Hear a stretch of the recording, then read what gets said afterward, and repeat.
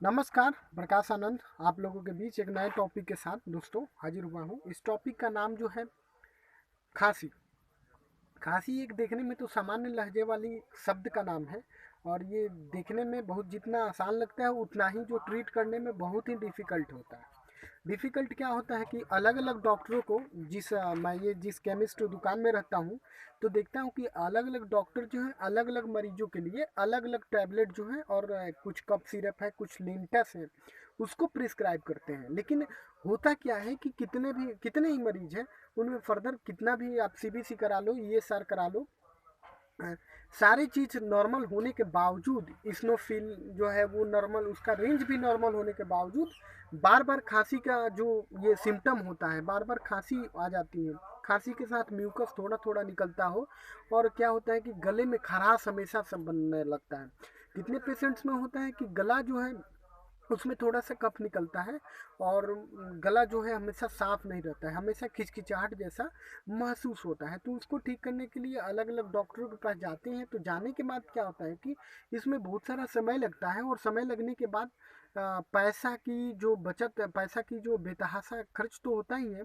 Test में further कुछ भी नहीं निकलता और नहीं निकलने के बाद जो है तो ट्रीट करना बहुत मुश्किल हो जाता है। पेशेंट इस डॉक्टर से दूसरे डॉक्टर के पास, तीसरे डॉक्टर के पास जाता है, लेकिन जो उसकी जो खांसी होती है वो ठीक नहीं होती है। अब खांसी में बहुत सारा प्रकार होता है, तो मैं उस कुछ लिमिटेशंस वाली खांसी की बात करूंगा जिसमें सूखी खांसी आती हो, खास करके रात में ज़्यादा आता हो और गला में खसखसाहट फील होता हो, गला जो है स्पॉन्जी टाइप का हो जाता हो, थोड़ा सा दम घुटने जैसा महसूस होता है। तो उन सारी सिचुएशंस में कौन सी मेडिसिन यूज होती हैं, और ये जो मेडिसिन हैं वो 12 बरस के ऊपर के बच्चों के लिए ही यूज होती हैं। तो ये जो मेडिसिन होती हैं बहुत ही इफ़ेक्टिव होती हैं और इनका साइड इफ़ेक्ट्स जो है वो शॉर्ट टर्म में जो है वो नहीं होता है, लेकिन कुछ अनवांटेड इफ़ेक्ट्स जो हैं वो अलग अलग पेशेंट्स पे अलग अलग होते हैं। तो उसके लिए आप कोई भी दवा जो है विदाउट प्रिस्क्रिप्शन यूज नहीं करिए, खास करके तो वीडियो देखकर आप यूज नहीं करिए। मैं ये आपको आपके जानकारी पर्पस के लिए वीडियो बनाता हूँ। तो मैं जो सिरप का नाम बताने जा रहा हूँ, इसका जो कंपोजिशन है लीवोसल्बूटामोल एम्ब्रोक्सिल गुआफेंसिन है। ये जो है बहुत ही अच्छा कंपोजिशन का दवा है और आपको मार्केट में बहुत सारे नामों में मिल जाएगा। जैसे कि आपको लाइफ स्टार कंपनी की आस्था काइंड एलिस नाम से सिरप आती है वो मिल जाएगी, या गिरलिंटस एलिस नाम करके जो सिरप आती है वो मिल जाएगी। ये दोनों जो है अच्छी अच्छी कंपनी की दवा है, आपको कहीं भी मिल जाएगी, किसी भी मार्केट में मिल जाएगी। अगर नहीं मिलती है तो आप कंपोजिशंस नेम के बेसिस पर या जेनरिक नेम जिसे कहा जाता है उसके बेसिस पर आप परचेजिंग कर सकते हैं। इसका कंपोजिशंस मैं आपको बता दे रहा हूँ, लीवोसल्बूटामोल एम्ब्रोक्सिल प्लस गुआफेंसिन और मेंथोल होता है, कुछ में नहीं होता है।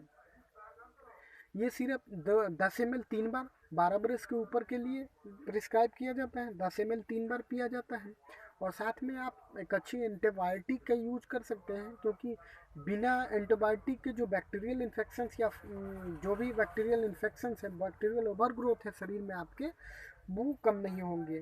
तो सिम्टम बार बार एराइज हो जाएंगे जो कम्प्लीटली ठीक नहीं होंगे।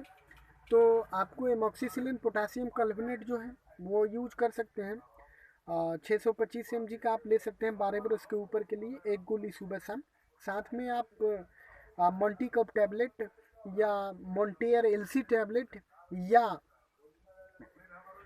कोई भी लीवोसेट्रिजिन मोन्टीलुकास्ट के साथ टैबलेट ले सकते हैं। इसको आप एक टैबलेट 2 बार खा सकते हैं।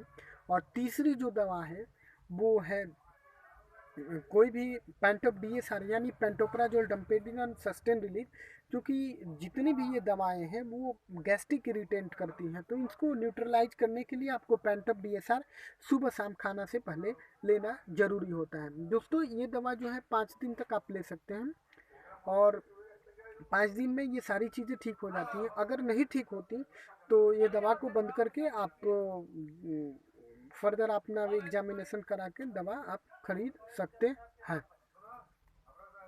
नमस्कार।